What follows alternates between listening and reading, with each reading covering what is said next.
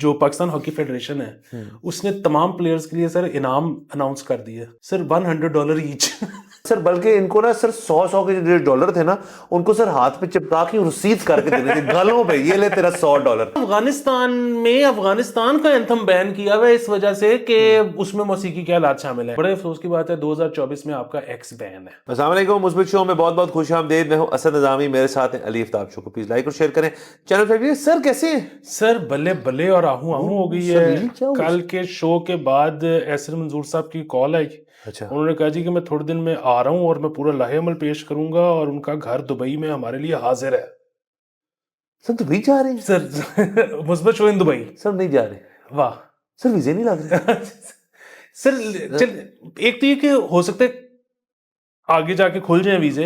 हाँ दूसरा ये कि sir the guy came through. Sir, guy game through वाली बहुत बड़ी बात है सर। एक तो ये, दूसरा सर मैं सर बड़ा परेशान हूँ एक चीज़ से। सर मैं बड़ा तंग हूँ। आपने मेरी तंगी का आपको अंदाजा है पिछले 2-3 दिन से जो मैं भुगत रहा हूँ कि सर अब हमारा दोस्त ममालिक जो है सारे, यूएई दोस्त, सऊदी दोस्त, श्रीलंका नीम दोस्ती, टर्की तो सर अर्तुगरुल सर हम कनेक्शन है सर। टर्किश वीजा में 5 वीक्स लग रहे हैं सर। इतना को प्लान नहीं करता जिंदगी के अंदर कि मैं 5 हफ्ते बाद जाना है तो 5 हफ्ते पहले मैं वीजा अप्लाई करूं। ये इनकी सर, इसको इनफिशिएंसी कह लें या इसको लोड कह लें या इसको कुछ भी कह लें सर, जो भी है सर। मैं हो गया हूँ जिच सर पिछले 3 दिन में। आपने देखा होगा मेरा सर सफेद बाल मजीद हो गए सर। सर वो असल में इनएफिशिएंसी नहीं है और मेरे ख्याल में लोड भी नहीं है। हमने लोड भी देखा हुआ है एक दौर में। हाँ। बात ये है कि पहले वीज़ा देना है नहीं देना जो भी करना है वो फैसला इस्लामाबाद से हो जाता था। हाँ। अब सर वो पाकिस्तानी जो हैं वो इतने ज़्यादा वहाँ पे मिस हो रहे थे कि टर्की में भी हो रहे थे। टर्की में भी मिस हो रहे थे। सो टर्की वालों ने फैसला ये किया है कि अब हर वीज़े का डिसीजन कि देना है कि नहीं देना वो अनकरा से होगा। अनकरा से होएगा, मतलब स्क्रूटनी बहुत बढ़ा दी है। तो अब वो जाहिर है अनकरा अगर बात जाएगी तो फिर वो सर वो असल में अगर आपका कोई यूएस या यूके ना लगा हो या सेंजन ना लगा हो तो आपका जो जो फाइल मांगते हैं ना वो इतना को पलंदा होता है जिसमें टैक्स रिटर्न और property documents. It is as difficult as a Schengen visa. मतलब अगर आप टर्की का अप्लाई करें साथ ही शेंजन भी कर दें, डॉक्यूमेंट्स मोर और लेस सेम है।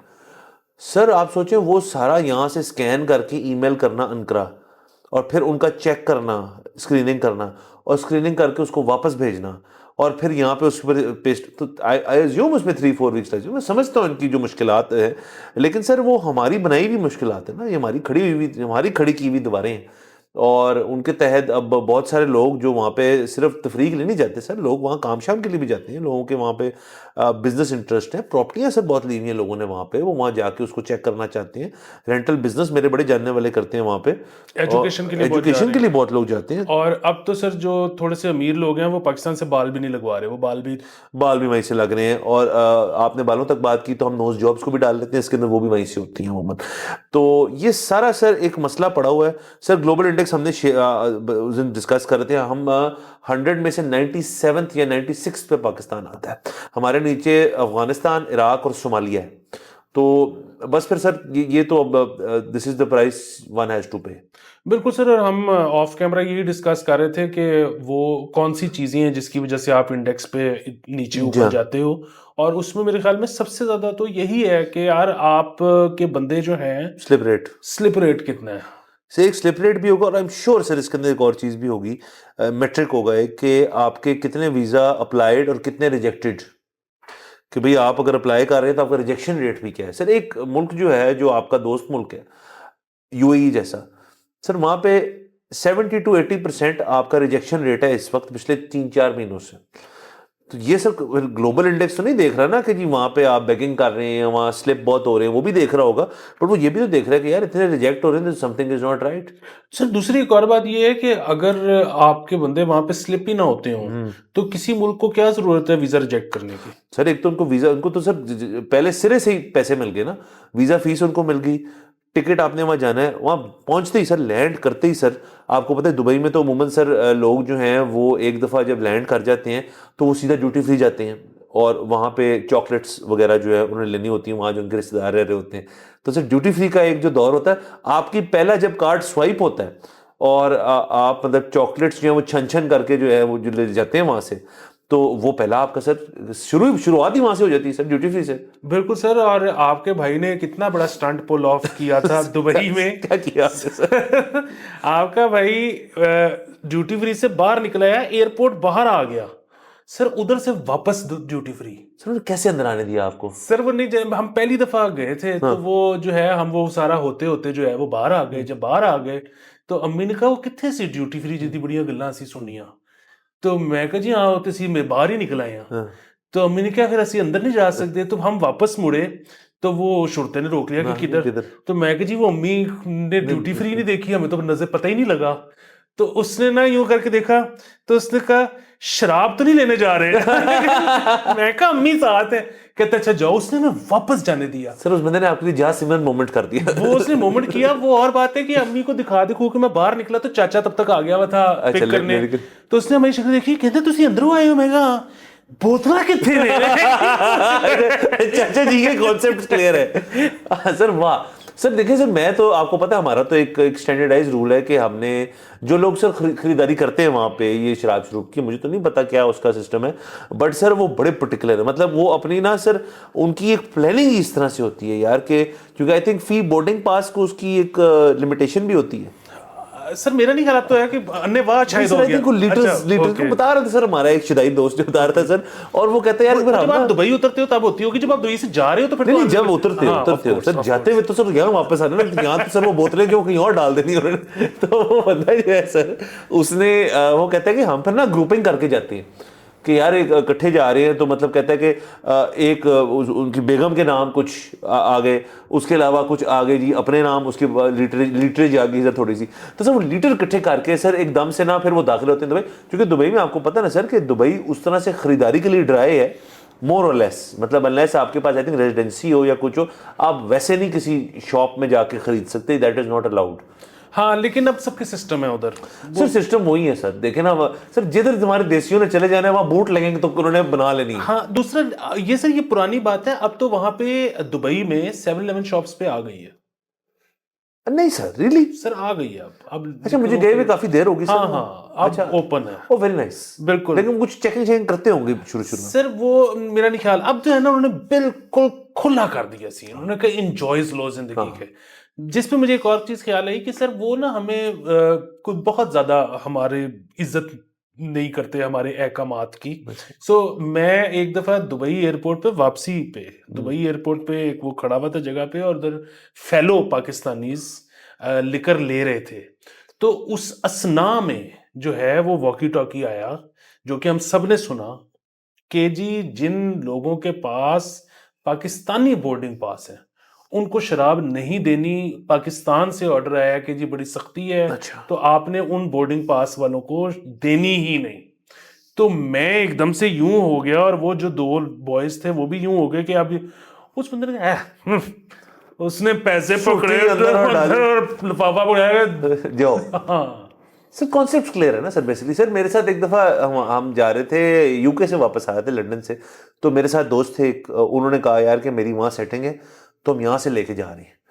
तो सर वो जो टिल वाली खातून थी, ये सर ये आपने जो बताई है ना बात, ये मुझे एक दफ़ा फेस हुई यूके में। उन्होंने बुला लिया कि जी टिल पे जब वो बिल पे कर रहा था, मैं साथ खड़ा था, मैं आप चॉकलेट्स दे रहा था, तो उसने कहा जी कि ये जो है आपका बोर्डिंग पास, तो आप पाकिस्तान जा रहे हो वहाँ तो अलाउड नहीं है। तो कहते हैं वो बड़ा कॉन्फिडेंस है, कहते हैं ये मेरा मसला है, ये मेरा और मेरी हुकूमत का मसला है, आपको क्या ऐसे मसले? कहती मुझे तो कोई मसला नहीं है। कहती ये परफॉर्मा है, साइन करते हैं। साइन लिया उन्होंने, ऑटोग्राफ लिया, और उसने जो सिस्टम यहाँ पे किया हुआ था फिर हम किसी रुकावट के बगैर चले। सर ऐसे ही होता है ना सर, फिर ऐसे ही होता है। हम तो सर देखें शो पे इतनी दफ़ा कह चुके हैं, ब्रोकन रिकॉर्ड बन गए हम कह के कि जी तुसी एनू खोलो।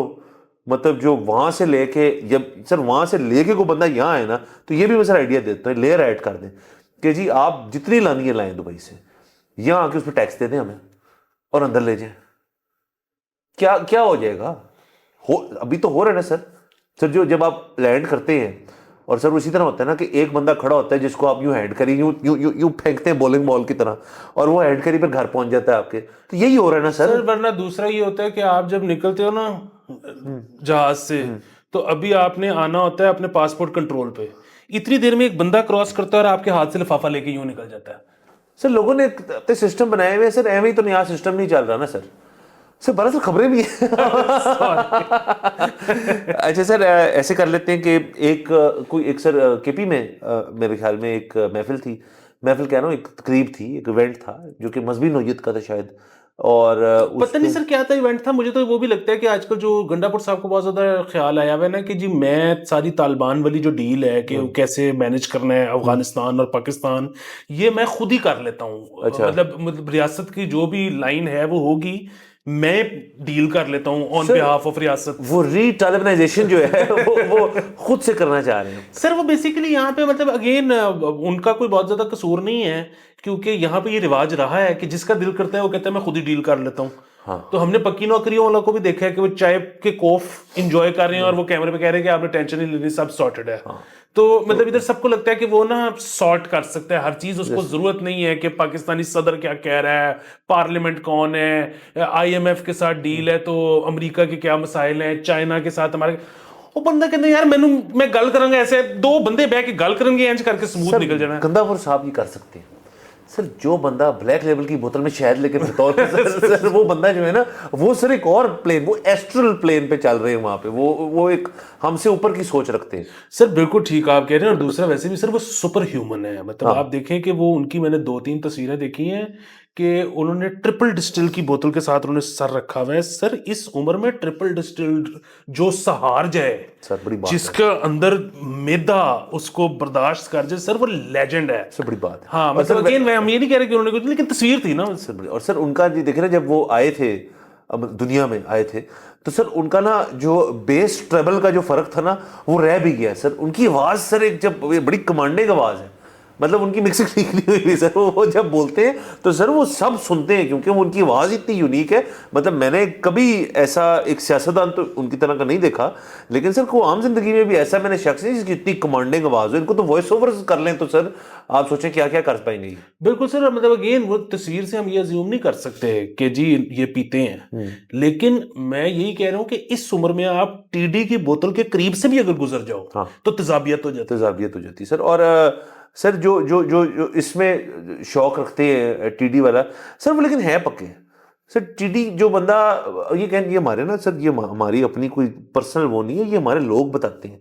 आप ये क्लबों शब्बों वगैरह में जाके देखें सर, जो कुछ सर बुजुर्गान जो है ना, जब वो सर आपने जैसे गंडापुर साहब को देख के आपका तबीयत खराब हुई, तो सर मुझे सर बुजुर्गान कुछ होते हैं सर जो टीडी ऐसे पी रहे होते हैं जैसे मतलब रूह अफ़ज़ा है।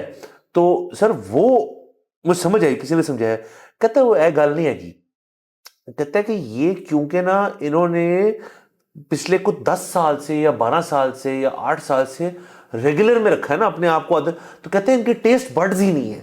कहते हैं वो जैसे सर जब आप अपनी जुबान लेके उसके ऊपर रेगमाल फेर देना, तो सर वो टीडी ने उनके लिए कर दिया सर। ना उनको यहाँ फील होता है ना यहाँ फील होता है। वैसे ही वो कहते हैं यार कि पता नहीं कितनी देर रह गई है, तो सर वो रिस्क भी ले रहे हैं और मजे भी ले रहे हैं। सर यहाँ की तो चले फिर गया ना रेग मार, अंदर जो है बहरहाल पित्ते हैं, जिगर है, हाँ किडनी है, वो आपस में फड़फड़ाते होंगे। हाँ वो प्रॉब्लम वही है कि यहाँ पे ना लोग अब अक्सर वो कहते हैं कि जी तेजाबियत नहीं होती। हाँ अक्सर लोग कहते हैं कि यार बत्ती जाती है तुम सोते रहते हो, तुम्हें गर्मी नहीं लगती, तो वो उसका एक ही जवाब होता है कि हाँ लगती है, मैं इग्नोर करता हूँ। इग्नोर तो वो इग्नोर करते हैं। यहाँ पे ना कुछ चीजें ना साइकोलॉजिकली आप अपने ऊपर इतनी हावी कर लेते हो कि उसकी वजह से ना फिर दूसरी जो चीजें हैं वो बेमानी हो जाती हैं। मसलन यहाँ पे ना एक वो जो है ना कि टीडी सब तो घट 2 नंबर बनती है। अब ये एक ऐसा उनको साइकोलॉजिकल उनको रिलीफ दे रहा है ना कि मैं 1 नंबर पी रहे हैं, वो भावे ना हो, हाँ लेकिन वो साइकोलॉजिकल रखते हैं वो पिरोई जा रहे हैं। सर। पावे अंदर सर लिवर जो चीखे मार रहा है सर। सर खबर भी थी हमारे पास सर, सर हम इसी ट्रैक में, लेकिन सर लोग सर ज्ञान नहीं देंगे तो मतलब कॉन्टेक्स्ट तो सेट करना है सर। गंदापुर साहब की ये जो जिसमें ये आई थिंक गेस्ट आए थे, तमाम इस्लामी ममालिक से लोग आए हुए थे, अफगानिस्तान से भी एक वफ्द आया हुआ था। तो जब नेशनल एंथम की बारी आई तो जाहिर है हमारे सारे पाकिस्तानी और दीगर और जो मेहमान थे वो खड़े हो गए, और जो प्रोटोकॉल होता है नेशनल एंथम सुनने का, अफगानी वफ्द जो था सर वो खड़ा नहीं हुआ, वो बैठे रहे।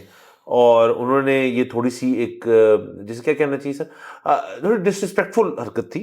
और फॉरेन ऑफिस ने भी इसके ऊपर बड़ा स्टांस लिया, हालांकि क्योंकि ये था तो एक बेसिकली सूबाई मामला था, बट फॉरेन ऑफिस ने भी इस पर स्टांस लिया।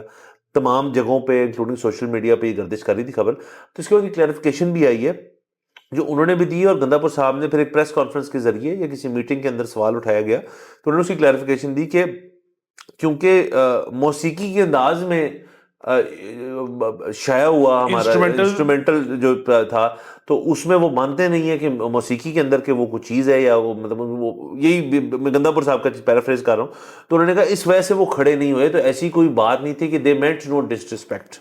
तो सर लेकिन ये तो देखे ना, ये पहली दफ़ा तो नहीं आए ना किसी इवेंट पे पाकिस्तान के, या उनके कुछ जानने वाले काउंटर पार्ट तो आया होगा, तो उनको पता होगा कि खड़ा भी होना होता है, तो वो नहीं हुए। तो ये ज़रा जस्टिफिकेशन थोड़ी सी मुझे अजीब सी लगी इसकी। सर अच्छा, प्रॉब्लम पता है क्या है, ये जो जस्टिफिकेशन है, उन्होंने ये जस्टिफिकेशन दी है और उन्होंने इसमें चीज़ ऐड की है। उन्होंने कहा है कि जी हम क्योंकि इसमें म्यूज़िक आलात शामिल थे तो इसलिए हम खड़े नहीं हुए, और ये आप इस पे बिल्कुल भी बुरा ना मनाएं। उसकी वजह ये है कि अफ़गानिस्तान का जो नेशनल एंथम है, क्योंकि उसमें भी मौसीकी के आलात शामिल हैं, तो हमने इसलिए वो भी बैन कर दिए।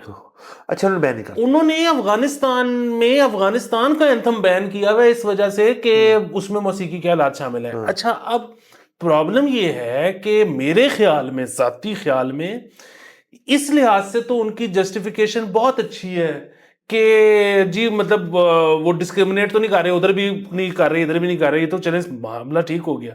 लेकिन ये कम बड़ा प्रॉब्लम था कि वो पाकिस्तानी नेशनल एंथम पे खड़े नहीं हुए, कि चले जी वो तो अपने एहतजाज रिकॉर्ड कर रहे होंगे, वो नहीं पाकिस्तान की किसी पॉलिसी की वजह से खुश, वो उसमें काली उन्होंने पट्टी बांध ली, या वो खड़े हो गए, या वो बैठ गए, या फलाना, ये तो मुझे, वो कह रही है जी हम मौसीकी किसी चीज में होगी तो इसको एक्नॉलेज ही नहीं करेंगे, हमारा मुल्क हो कोई और मुल्क हो, फलाना और ढमकाना। ये this is a bigger problem. मतलब पूरी दुनिया के साथ डील कैसे करना है। इसका मतलब है सर कि वो अपनी क्लैरिटी में इतने क्लियर हैं कि वो करना नहीं चाहते। सर बाकी आपने लफ्ज इस्तेमाल किया बैन, सर ये बड़ी देर से मैं आपसे करना चाह रहा था डिस्कशन एक सर, आज हम ना शो की थीम है, हम साइड पे जा रहे हैं सर। असल में ये शो न्यूज शो है ही नहीं, ये तो क्या ही सर, लफ्ज बैन की जगह सर मैं चाह रहा हूं कि सर कोई नया एक ला दें लफ्ज के, उसको हम यूज किया करें। मतलब आप बैन ना कहें, आप टप लें कि उस चीज को हमने टपा दिया है, अब ये करेक्ट नहीं है सर। तो सर बैन की जगह मेरे ख्याल में कोई यूफेमिज्म आए ना, कोई जरा पॉजिटिव चीज है। तो क्योंकि सर जब मैं लफ्ज बैन सुनता हूं ना कि ये फलानी चीज बैन हो गई, ये बैन हो गया, वो एक तो घिस पिट गया है बैन सर, और दूसरा सर बैन का वो सर टशन नहीं रहा सर, सर आपको ऐसी चीज डाले इसके अंदर जैसे बंदे को पता हो कि ये मामला संजीदा है, मतलब खबर लगी हो कि फलानी चीज ये हो गई है, इंस्टेड ऑफ बैन, तो बंदा सीरियस ले उसको सर। बिल्कुल सर, बैन तो कॉलर भी होता है, और बैन कॉलर जो है वो रेगुलर कॉलर से अब बहुत बेहतर लगता है। हाँ जी। और बैन तो वो आपकी संजीदगी वाली बात बिल्कुल ठीक है। मुझे याद है जब मेरा वो गाना दिनक दिनक बैन हुआ था ना, मैं तो बड़ा घबरा गया। हाँ। और मैं बड़ा सहमा हुआ, पीटीए फोन कर रहा हूँ, ये कर रहा हूँ, कर रहा हूँ। तो थोड़ी देर बाद मुझे दोस्तों के कॉलें आने शुरू हुई कि मुबारकबादों की, कि मुबारक हो तेरा गाना। मैंने कहा यार मतलब मैं तो ये मुबारकबाद की बात। उन्होंने कहा नहीं, यू हैव अराइव्ड। यही तो कमाल होता है, आपने बैन होना होता है जिंदगी में बैन होने आए हम यहाँ पे। तो मैं उसके बाद थोड़ी देर बाद एक तांता बंद गया, जिसके बाद मतलब एक तरफ मैं इतना परेशान था और दूसरी तरफ मैं कहता thank you thank you thank you. Sir ये सर कुछ भी बैन नहीं होना चाहिए एक तो, अनलेस आपने किसी चीज की खिलाफ वर्जी की। ये जो सर वखरे बैन होते हैं ना, जो एकदम से कवानीन भी बन गए उसके इर्द गिर्द, इस वजह से बैन की, जैसे ट्विटर बैन हो गया, क्यों हमें तो नहीं पता। किसी दिन यूट्यूब बैन हुआ था इधर एक जमाने में, अच्छा जी बैन हो गया, उसकी वजूहत कुछ थी जो उन्होंने बयान की थी, लेकिन जब उन्होंने बैन कितने रखा था, 2-2.5 साल सर, 4-5 साल, 4-5 साल बैन एक चीज रही। बिल्कुल। और सर ये एक जबरदस्त चीज जो है ना ये इस दफा, और देखें है ये मुस्बत चीजें ना, are going in the right direction, slow क्यों ना हो। वो ये है कि बड़े अफसोस की बात है 2024 में आपका एक्स बैन है, लेकिन सर अब तो पता नहीं क्यों बैन है। और लेकिन आज से 15 दिन पहले तक तो वजारत दाखिला की तरफ से ऑर्डर आया हुआ था किसके बैन का। तो ये कितनी जबरदस्त बात थी कि किसी ने ओनरशिप ली हुई थी, ठीक है, इंटीरियर मिनिस्ट्री की ओनरशिप थी कि जी ये बैन है, हमने किया हुआ है। इधर मसला ये है कि जब भी कुछ भी बैन होता है, आप उनसे जब पता करो कि जी बैन है, वो कहते हैं हाँ, आप पूछोगे जी किसने किया, वो कहते हैं जो ऊपर से ऑर्डर है। आप कहते हैं जो ऊपर कौन, जो ऊपर से आया है।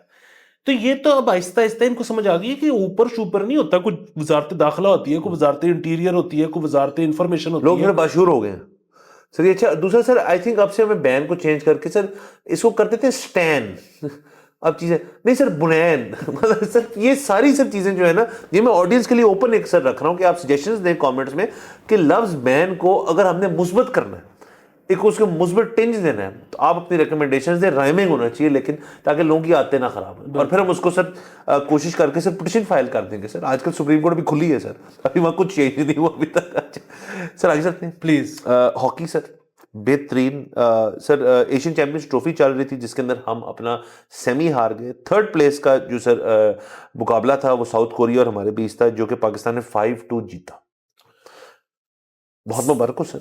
सर अब बात ये है कि मुस्बत शो की वजह से खबर तो यहाँ पे रुक जानी चाहिए, क्योंकि ये आपने मुस्बत दे दी है। अब आप निकालने लगे सर। सर आगे थोड़ा सा सर गंद भी बच जाए सर वो दसो सर। वो ये है कि सर वो जो पाकिस्तान हॉकी फेडरेशन है उसने तमाम प्लेयर्स के लिए सर इनाम अनाउंस कर दिए सर, $100 ईच।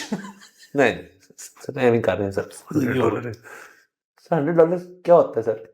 सर तकरीबन कुछ 27,500 रुपया सबको। क्या करें उसके साथ वो?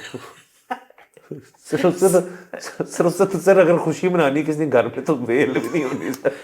सर इसमें ये था ना कि देखिए जो प्रॉब्लम हुआ है सर, आप सीरियस कह रहे हैं? सर ये संगीता है आपका ब्याह? अल्लाह की कसम। सर मैंने कहीं नहीं पाया $100। सर देखिए इनाम होता है सर। हाँ नहीं, आपको टोकन अप्रिशिएट भी करना होता है। चाहिए। हाँ देखिए इसमें जो वाहिद थोड़ा सा प्रॉब्लम है ना वो ये है कि कहीं वो प्लेयर वापस आने के बाद तो नहीं अनाउंस हुआ, क्योंकि अगर वापस आने के बाद अनाउंस हुआ है तो अब आपकी वाली बात है कि वो क्या करें।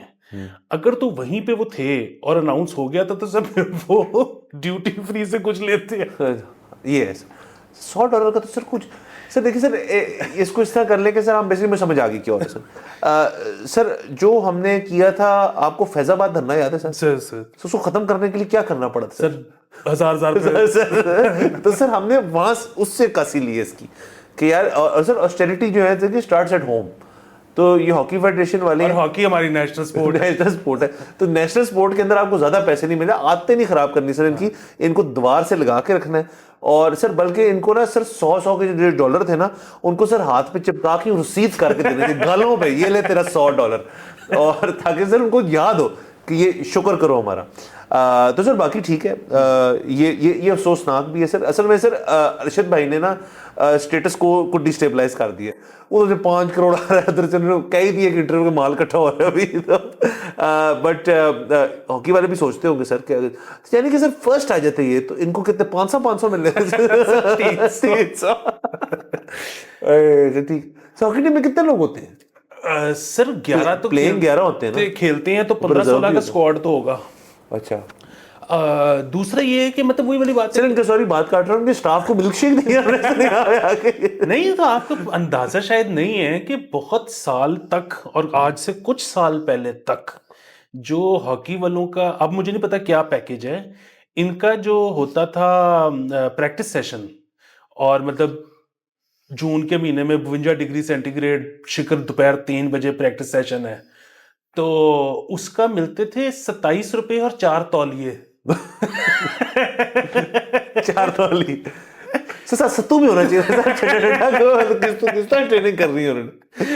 बाकी सर ये है कि इसमें ना कोई प्रॉब्लम वाली बात नहीं है। देखें बेसिकली प्रॉब्लम देखें ये ना फ्यूचर के लिए आप सोल्जर तैयार कर रहे हो, ठीक है। हम सर मुल्क जंगी हालात में और एनी टाइम सून निकल नहीं रहा नहीं है सर जंगी हालात, सर आपसी जंग लगी हुई। हाँ तो सर नहीं देखें, वो जिस तरह मेरे जो है ना वो एक जानने वाले है, उसने अभी वो घर बना रहा था, तो उसने वो पूरा मुझे नक्शा दिखाया और उसने कहा कि वो देखो मतलब बिल्कुल छोटा सा घर है उसका, मतलब एक तो होता है ना अमूमन बेसमेंटें बनती हैं किनाल 2 किनाल टाइप घरों में ना सर, तो वो बहुत छोटे से घर में उसने बेसमेंट बनाई और उसने कहा कि बेसिकली तुम देखो कि जो है वो यूपीएस में ये वाला लगवा रहा हूँ, और इसमें जो है वो पता नहीं लाइट इधर से आएगी और फलाना इधर से आएगा ढमकाना।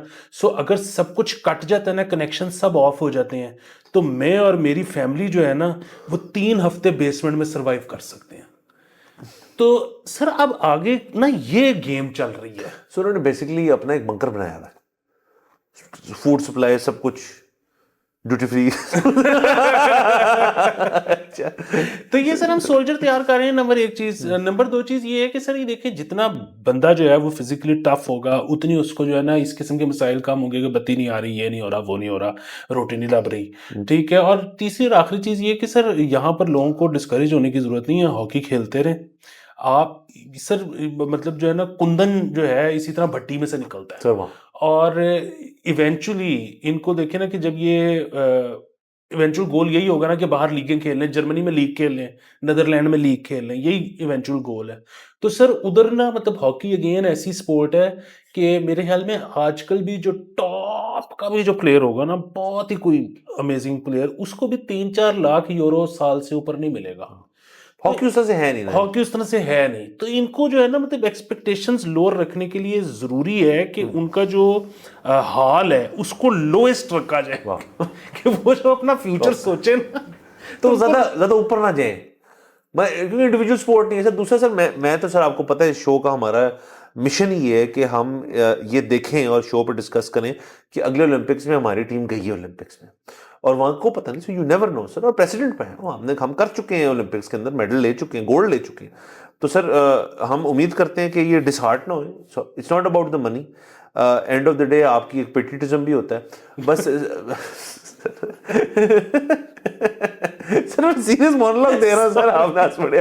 नहीं सर, पेट्रियटिज्म उस लिहाज से हो सकता है सर कि आई थिंक के ये सोचना चाहिए चले ऐसे कि वो हॉकी खेल रहे हैं, पाकिस्तान को रिप्रेजेंट कर रहे हैं, there are worse places to be. ऐसे कर लेते हैं। पर सर एक और खबर कर लेते हैं सर, प्लीज सर। इनको मुबारक हो $100 की। सर चाइना खुजराब पास में सर एक कस्टम्स के सॉस्ट पोर्ट पे एक ट्रक सर मिला गया, उसका नंबर भी उन्होंने लिख दिया सर, बड़ी invasion of privacy, GLTE 1257। Sir इसके अंदर second hand sorry smuggled phones थे, कुछ नए थे कुछ सेकेंड हैंड थे, गालिबन 446 मिलियन रुपए के ये फोन पकड़े गए हैं। सर हफीज सेंटर में किसी की सर लंबा हाथ वजे उसको सर, और वो बेचारा भी पता नहीं कहाँ है। तो सर ये माल जो है ये पकड़ा गया है कस्टम्स के पास।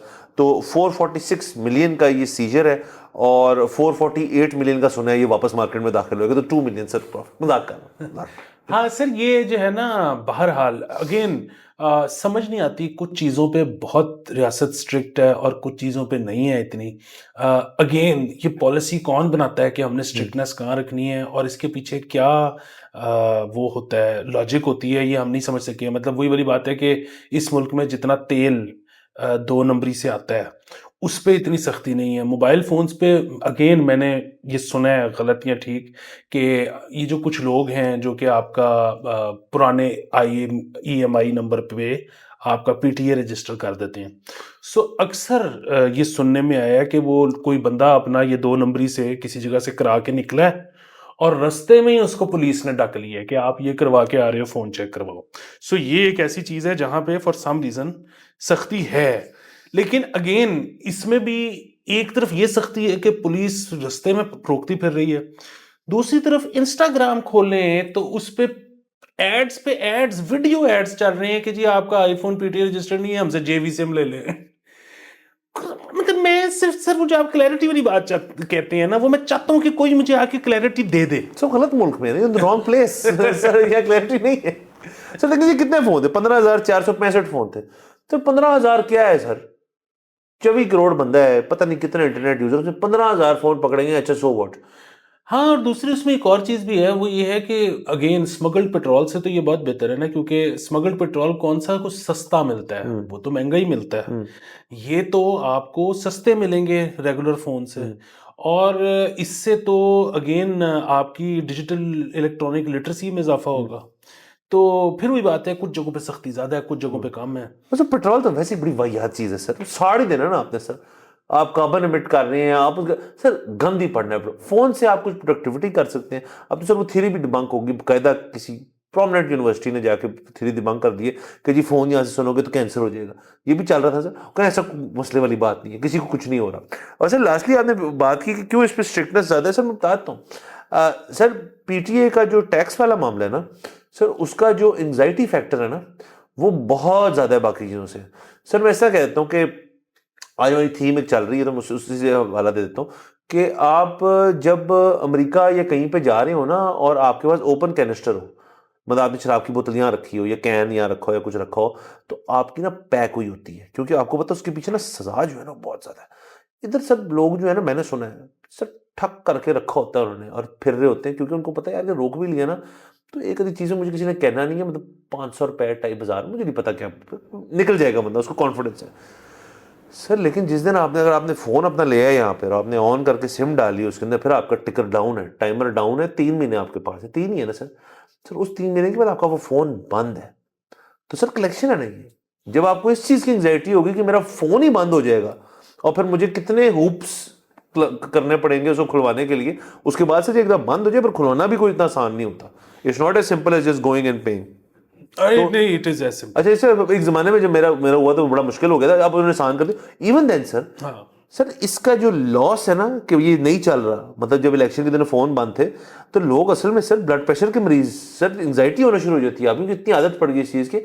इसलिए इसमें स्ट्रिक्टनेस जो है वो ज़रा इन्फोर्सेबल है, व्हाट आई एम सेइंग। बिल्कुल ठीक है। और इसमें मैं ये ऐड कर दूं, ये जो ग्रेस पीरियड होता है ना, ये होता है 2 महीने। हाँ और जो इसमें मजे की बात है वो ये है कि अगर आपका डुअल सिम फोन है तो उसमें अगर आप एक वक्त में 2 सिम नहीं लगाते तो आपका 4 महीने हो जाता है, क्योंकि 2 महीने एक स्लॉट में चलेगी, फिर निकाल के 2 महीने हाँ। दूसरे स्लॉट में और चलेगी। दूसरी मोमेंट ई सिम होती है, तो आप जो महीना टपने लगे उसकी ई सिम ले लेना मुझे लगा। हाँ तो देखिए ना, सोच ही है सर हमारी। बड़ा सर, ये तमाम खबरें आज की सर, इजाजत लेते हैं और अगले एपिसोड में इंशाल्लाह फिर मुलाकात होगी। खुदा हाफिज़।